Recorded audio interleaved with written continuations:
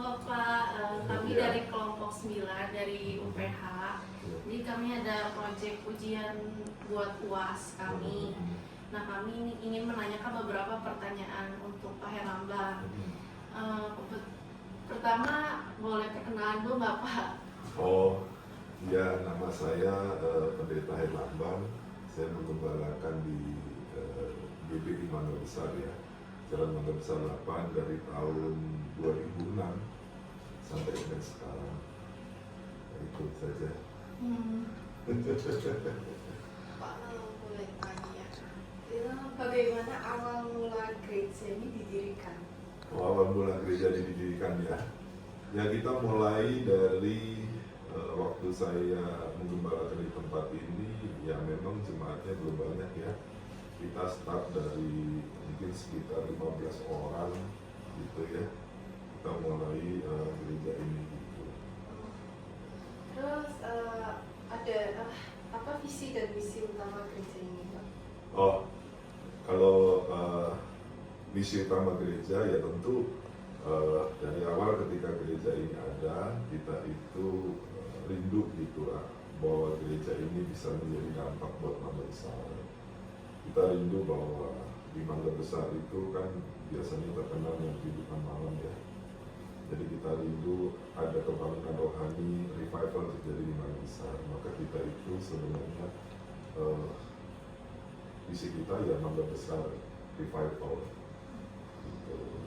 Terus gerejanya gabung dalam denominasi atau sinode tertentu? Gereja Betel Indonesia, sinodenya, denominasinya.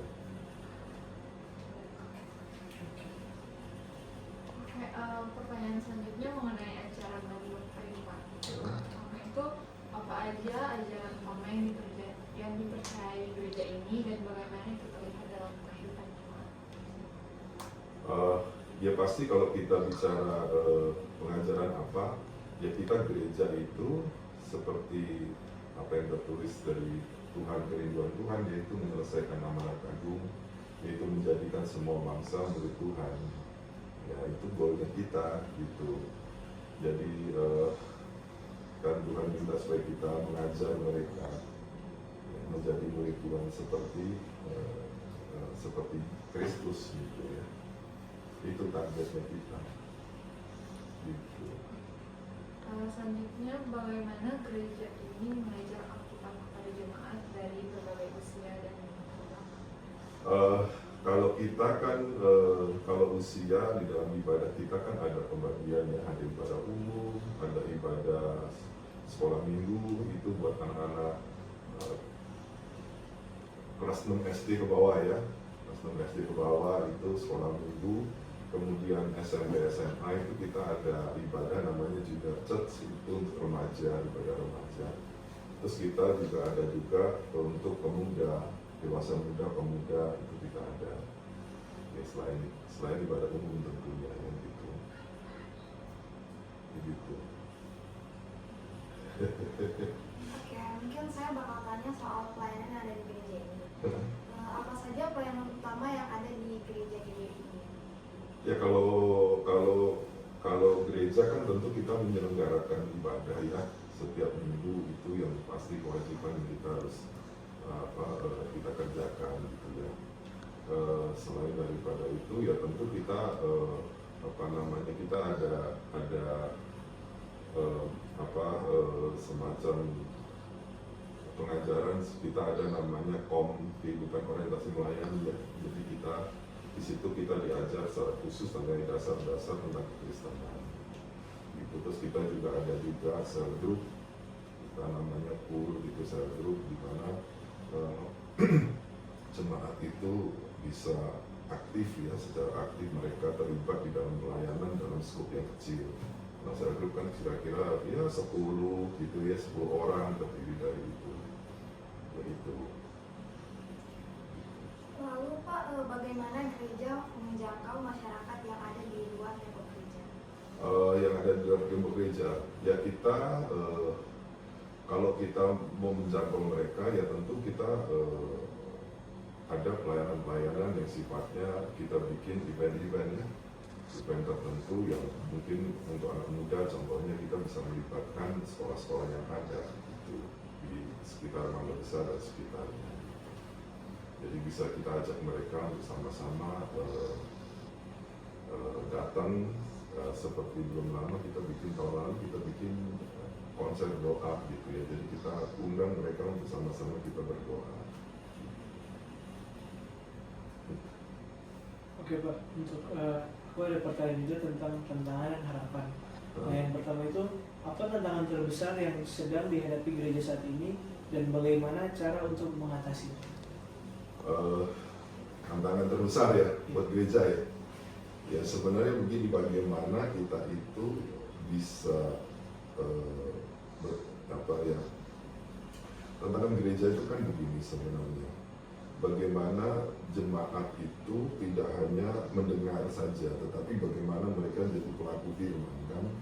Nah itu satu hal yang memang pergumulan kita bersama gitu. Kita pergumulan, tentu kita berharap bahwa jemaat itu tidak hanya mendengar, tapi dia jadi pelaku firman. Tidak hanya dia datang ibadah ke gereja, tetapi hidupnya benar-benar jadi kesaksian bagi semua orang gitu. Termasuk ketika hidup dalam kehidupan sehari-hari ya.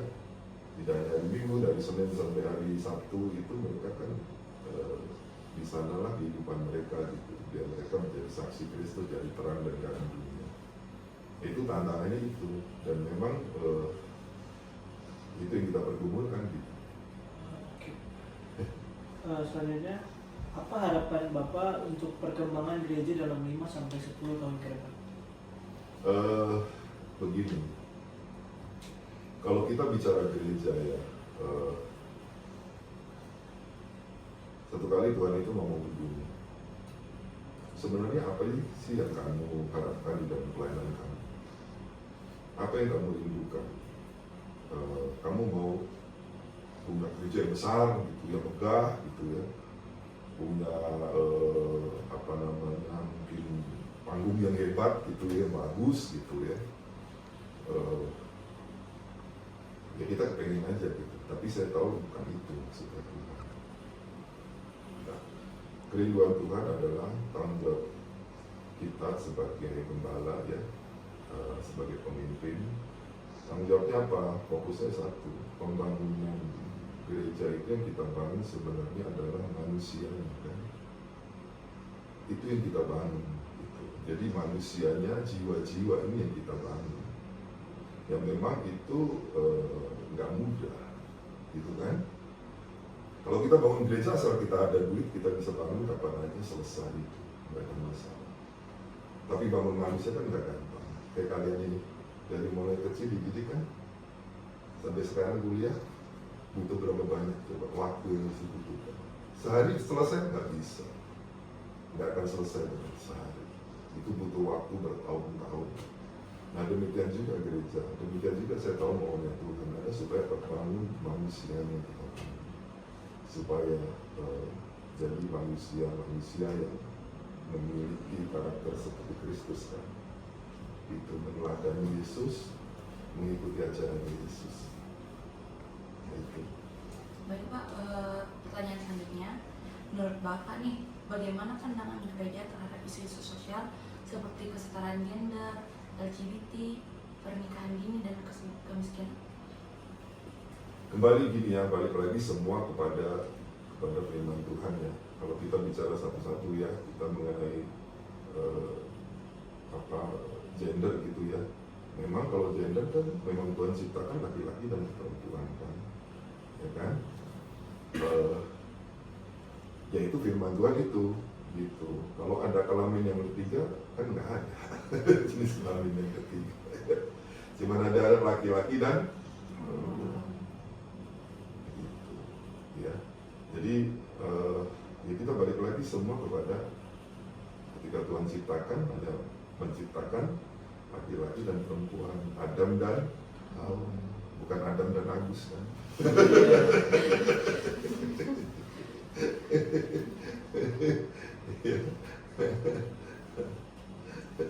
Baik Pak, untuk pertanyaan kedua, di era digital ini, bagaimana gereja memanfaatkan teknologi untuk pelayanan dan menjangkau lebih banyak orang? Begini, kita sih memang kalau dulu waktu kita pandemi kita sempat ada ibadah online di YouTube ya gitu kan, jadi semua orang bisa akses. Tetapi kemudian belakangan kami nggak lakukan lagi. Kenapa? Karena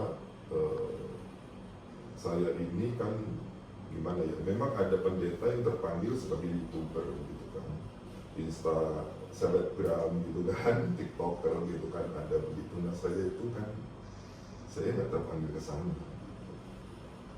Kalau saya ngomong di depan kamera, saya stres. Ya, jadi saya pelayanan saya ya mengembalakan saja ya. Saya berinteraksi dengan jiwa-jiwa. Memang kita ada online ada, tapi saya Zoom gitu. Jadi ibadah kita ada streaming nggak ada, tapi lewat Zoom.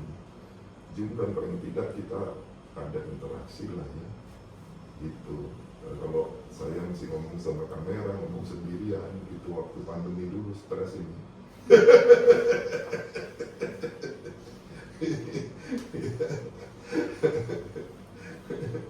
Untuk pertanyaan terakhir nih Pak, ada nggak pesan Bapak bagi para generasi muda yang Kristen yang sekarang ini?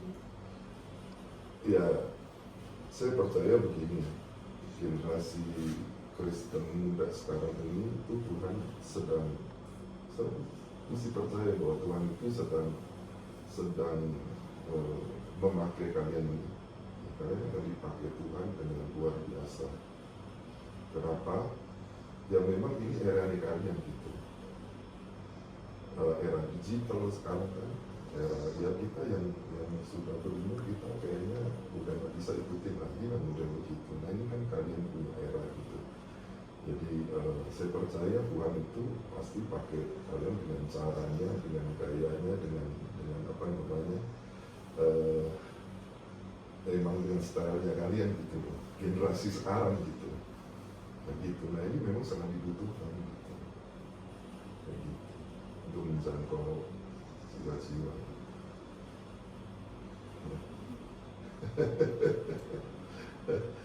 Ya hidup kudus, hidup benar gitu ya. Jadi kesaksian bagi banyak orang. Oke, udah sih Pak, itu aja. Makasih ya Pak atas waktunya. Ya, sama-sama. Thank you. God bless.